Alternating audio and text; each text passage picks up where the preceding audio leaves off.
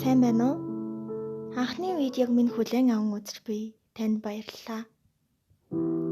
Урам өгөх үүднээс дуустал нь үзээрэй гэж танаас хүсэж байна.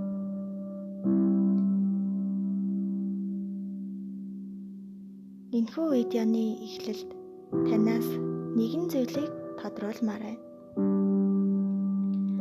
Эхлээд та нүдээ нарай. Тэгээд өөрийнхөө хамгийн хайртай 3 хүнийг төсөөлөн бодоорой. Эхний хүн, 2 дахь хүн, 3 дахь хүн. Энэ бол танд хамгийн үнцэнтэй, хамгийн чухал, хамгийн эрхэм хүмүүс. Гэхдээ энэ хүмүүс дотор та өөрөө байхгүй байгаа юм биш үсттэй? Энэ амьдралд ирээд таны хамгийн гол хайрлах ёстой хүн чинь та өөрөө гэдгийг мэдгүй. Таныг нүдээ нээсэн цагаас чинь хойш 20, 30, 40, 50 жил, магадгүй түүнээс цааш 20 минут цаг мөч бүрийг тантай хамт өнгөрөх тэр л хүн бол та өөрөө юм шүү дээ.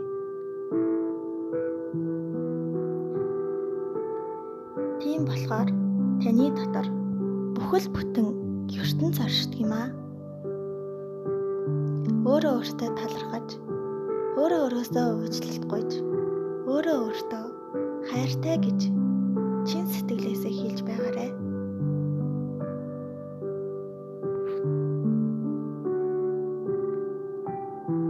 Та найздаа маргааш 9-оос уулзъя гэж хэлжгээд хоцорч байсан л үсттэй.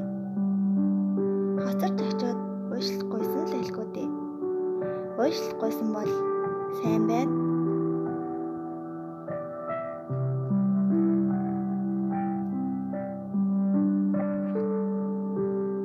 Харин та найздаа эсвэл хайртай хүндээ худлаа хэлж байсан уу?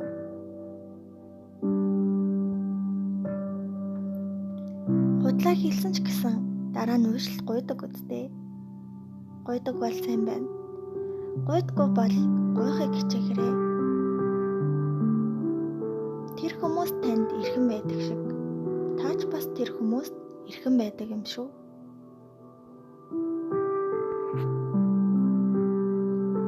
Тэгвэл та өөрөөсөө саяын 2 асуултыг эргүүлээд асуугаад үзээрэй. Та өөрөөсөө уучлалт гуйдаггүй. Хизээ хамгийн сүүлд өөрөөсөө уучлахгүйсэн бэ?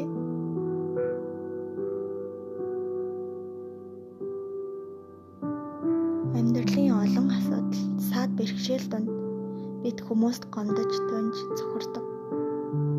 Гэхдээ энэ цөхрөл гомдлууд юу ч биш. Танд танаас өөр гомддог хүн байдаггүй.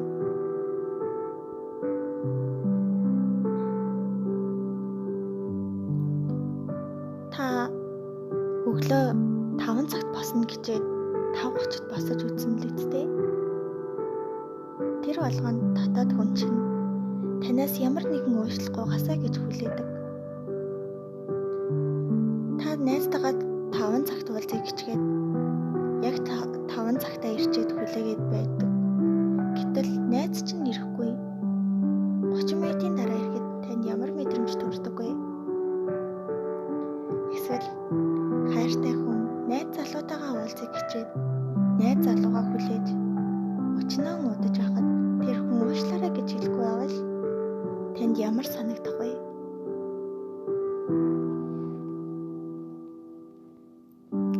Тийм болохоор та өөрөөсөө уушлах гуйж байгаарай.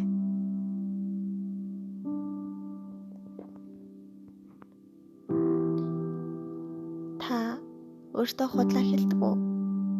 Өөрийгөө яагаад хураад байдаг юм бэ?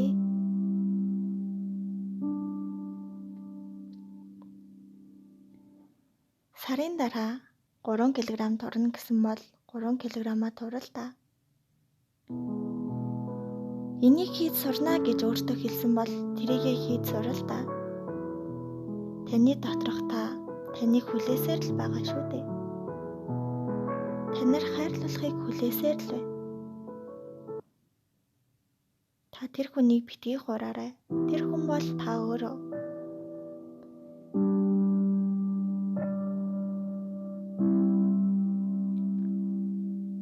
Өвдсөн мөртлөө өвдөөгүй юм шиг өөрийгөө хураад л.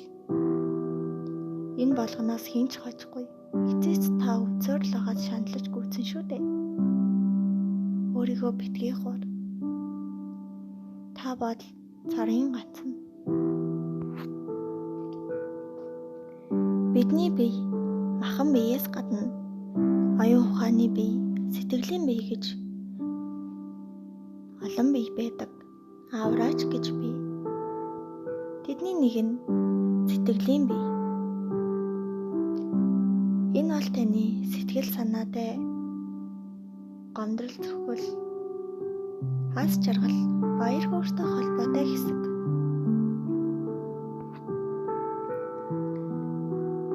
Түрүүн хэлсэн шүү дээ. Нүдэн нээсэн цагаас ч хойш тантай хамт байгаа нэг л хүн байдаг. Тэр бол та өөрөө. Насан туршдаа та өөрөө өөртөө л хамт байдаг. Хань ажилтай боллоо гэд та өдрийн 50%-ийг л тэр хүнтэй өнгөрүүлнэ. Хамгийн ихтэй. Шүн зүүдэндээ өглөө босоод та өөртөө, өдөр ажил дээрээ та өөртөө, автобусанд явж байхдаа та өөртөө, орой хоолоо идэж байхдаа та өөртөө хамт хооллдог. Тийм болохоор насан туршдаа хайрлаж явах ёстой хүн чинь та өөрөө. Та өөрийгөө хайрл, та өөрийгөө халамжил. Хэн нэгнээс энийг хүлээх хэрэггүй дээ. Тэр хүн таны юу мэдэрч байгааг, юу хүсэж байгааг яг тань шиг мэдэрч, яг тань шиг хүсэж, яг тань шиг биелүүлж чадахгүй. Та өөрөө л энэ бүхнийг хийж чадна. Та бол та шүү дээ. Хэн нэгний өмнөөс амьдраагүй. Хэн нэгний төлөө амьдраагүй. Өрөөдөөрөн хүмүүс рүү ороод би хэн таалагдах бол яана миний үсэн болцсон байгаа лөө, яана готл минь яатсан байгаа л гэж бүү санаа зов. Та тэр хүмүүст дүгнүүлэх гэж амьдраагүй. Тэр хүмүүс ч бас таныг дүгнэх гэж амьдраагүй. Энэ бол зүгээр л годамжаар зурж өнгөрөх хүмүүстэй нэгэн адил. Харин та энэ олон хүмүүсээс хэн надад таалагдах бол, хэн миний найз болох бол, хэн ямар гоё сайхан сэтгэлтэй байх болоо гэж бодоорой. Амьдрал бид өөрт хэрэгцээтэй хүмүүсээ үлдээж, өөрт хэрэггүйтэйгээ танил болон үлддэг. Өөртөө хэрэгтэй, өөрийнхөө хайртай хүмүүсийн төлөө бид аль ч чадхаараа бүхнээ зориулахыг хичээдэг шүү дээ. Тэрнээс биш гудамжинд зурдаг хүний төлөө гоё харагдах гэж төрөөгүй. Гудамжинд өнгөрөх хүний өмнө сайхан инех гэж төрөөгүй. Энэ бол таны амьдрал. Та бол амьдралынхаа найруулагч. Энэ хэний инех биш, зөвхөн таны амьдрал гэдгийг ойлгож ухаараарай. Өөрийгөө хайрлахын тулд хэд хэдэн алхмыг хийдэг гэж байна. Эхнийх нь өөрийгөө шүүмжлэхээ зогсооё. Талны өмнө зогсоод миний нүд ямар муухай юм бэ? Урал ам гэж байж байгааг нь ямар тархай юм бэ гэж битгий бодоорой. Таны нүд тавраагүй байж болно. Гэхдээ та өгтгөн хар хүмсгтэй байвал яах юм? Та уртгүй сормостой байвал яах юм? Бүр байдаггүй юмаа гэхэд та ээж авдаа баярлах хэрэгтэй. Та нүдгүй эсвэл хараагүй төрчихсөн бол яах байсан бэлээ? Юм үздэг ч хамаагүй нүдтэй болох юмсан гэж бодно. Хорвоогийн сайн сайхан, муу муухай, аз жаргалыг харах нүд заяасандаа баярлал. Та хүн болгонд олддоггүй аз тавшаанаар ийм сайхан нүдтэй болсон гэдэгтээ баярлаарай.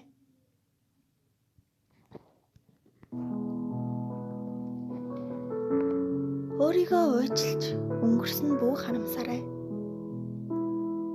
Өнгөрсөнд харамслаа гэд өнөөдөр таны амьдрал өөрчлөгдөхгүй. Ирээдүйд ч бас өөрчлөгдөхгүй. Өнгөрсөн таныг аль үзэнээ мартчихсан. Ирээдүй таныг танихчгүй яваа. Яг одоо л таны найз юм шүү гэдэг үгийг санаж яваарай. Тэрийг дэгчих байсан, энийг ингэчих байсан гэж бүү санаа зов. Тухайн цаг үе, тухайн моментод та авч болох хамгийн сайн арга хэмжээгээ авсан. Бүрэн хүчин чадлаас шавхаж энэ арга хэмжээг авсан гэдэгтээ итгээрэй. Жишээ нь 1-р ангийн хүүхэд багш нь юм асуухад үсэг гэж хэлж чадаагүй гэж 10 жил харамсаж явбал энэ болохгүй. Та яг тэрэн шиг явдана. Тэр үед тэр хүүхэд үсэг гэж хэлж чадаагүй ч гэсэн алим гэдэг үгэнд ортогоо гэд хэлээ зогсож байсан гэдгийг мэдхүү. Тэр хүүхэд үсгийг мэдэхгүй ч гэсэн хэр чадлаараа тэр үсгийг тогтоохын тулд хүчин чармаалт гаргасан. Та тэр үед асуудлыг бүрэн шийдэж чадаагүй ч тэр үед өөрийнхөө хамаг хүчээр шийдэж чадсан гэдэгтээ итгээрэй. Одоо байгаа та мундаг ухаалаг энэ асуудал өнгөрсөнд үлдсэн тэр асуудлыг тэрнээс илүү асуудлыг шийдэх зоригтой ухаалаг болсон гэдэгтээ итгээрэй. Өнгөрснийг өнгөрсөнд нь үлдээж ирээдүйн төлөө бүү санаа зов. Яг одоо та инээж аз жаргалтай байх нь чухал.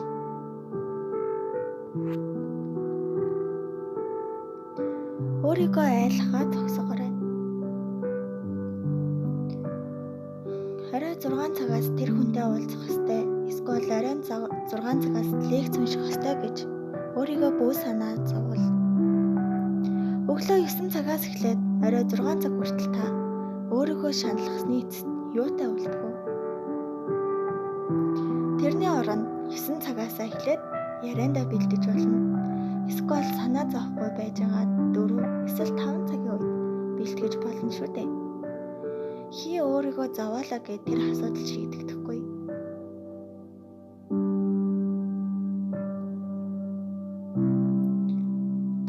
Цонхоор хар зогсоод яана бороо орох нэ гэж санаа зовоод бороо орж байгааг зогсоож чадахгүй шүү дээ. Болохгүй, болох нь мэдэгдэхгүй байгаа. Болох нь болоог байгаа асуудал өө санаа зов. Та санаа зовох зориулттай вибратор биш. Та цаг нь болоогүй юмыг сэрэмжлүүлдэг хонх биш шүү дээ. Та болгон зөв системтэй зохион байгуулалттай байж өөрийгөө хянаж байгаарай. Өөрийгөө магтаарай. Сайн сайхан үгээ хэлээрэй. Та давхраагүй ч гэсэн өтгөн хөмсгтэй. Өөрт сормоостай. Та тарган ч гэсэн эрүүл. Та намхан ч гэсэн хөөрхөн. Та хитрхи өндөр гэсэн гойлог. Хитрхи туранхайч гэсэн эрүүл сарвал. Найз залуугүй нөхөргүй ч гэсэн аав ээж чинь эрүүл инх. Ах トゥ төрөл сөрөлсөг чинь аз жаргалтай. Та өөрөө эрүүл мэндтэй байвал энэ баярлах шалтгаан биш гэж үү? Өөрөө өөртөө талархаарай. Танаас өөр хинч таныг ямар их зовж энэ бүхнийг хүртэж байгааг мэдэхгүй. Эцээцэд хэн нэгэн биш. Та өөрөө өөрийгөө баярлуулах хэрэгтэй. Та бол өөрөө өөрийнхөө эзэн юм шүү. Өөрөө өөртөө дэмжлэг үзүүлээрэй. Бүрч чадахгүй бол өөр нэгнээс асуугаарай. Өөрөө өөртөө дэмжлэг үзүүлэхийн тулд өөрийгөө сайн магтъя. Сайн сайхан зүйлсүүдийг хэлье. Юмыг боддоор харж сурыг. Чадахгүй зүйлхийн төлөө бүү санаа зов. Гар хурууч нь гэрээ ажил хийгээд мойног болсон ч гэсэн энэ бүү санаа зовоорой. Хизээ нэгэн өдөр гар хуруугаа арчилж эсвэл хүүхдүүд чинь том болохоор гэрээ чинь ажилд тусалж та өөрөө өөртөө анхаарал тавих цаг зөндөө олдно.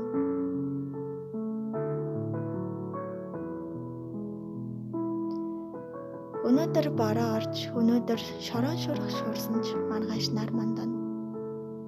Өнөөдөр өвлийн хүүтэн цагч гэсэн зүүн болно гэдгийг үргэлж санаж яваарай. Эрүүл мэндэд анхаарч зөв хоололж, зөв дадалд туршилтай байгаарай. Энэ нь таныг өвчин энэхээс гадна стресс бухимдалд өртөхгүй байх. Өөрийгөө зөв авч явах, зовлон бэрхшээлийг даван туулах дасгалжуулалт болж өгдөг юм шүү.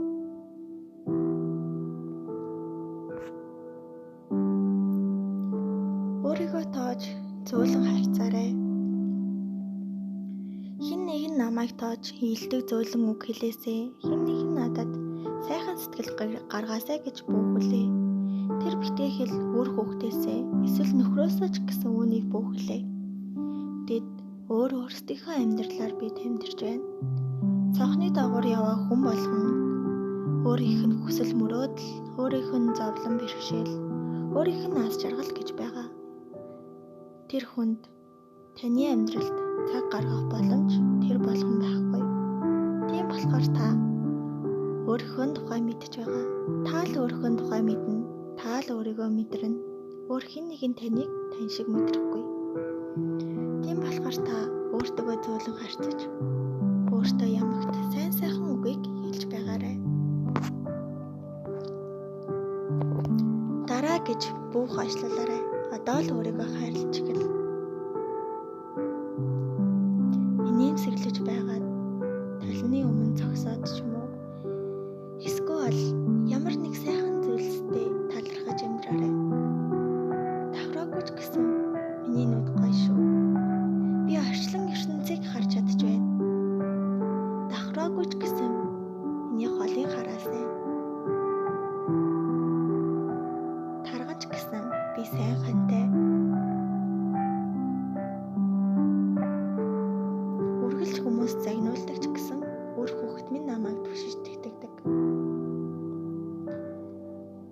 Өөр бусад хүнтэй таардаггүй ч гэсэн надад сайн нөхөд бий.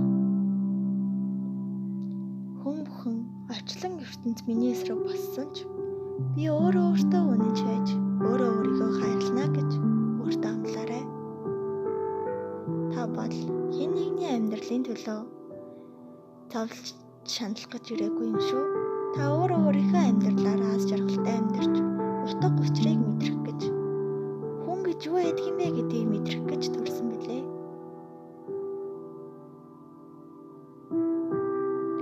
Видеог маань хүлээж авсан танд баярлалаа. Өөрийгөө хайрлаарай. Та бол энэ дэлхий дээр байгаа цорын ганц зүйл. Таныг энэ хорвоо төрүүлэх гэж энэ ертөнц хэр баргаараа хичээсэн юм шүү. Та өөрийнхөө амьдралын утга учирыг өөрөөрөө мэдрээрэй. Танд амжилт хүсье.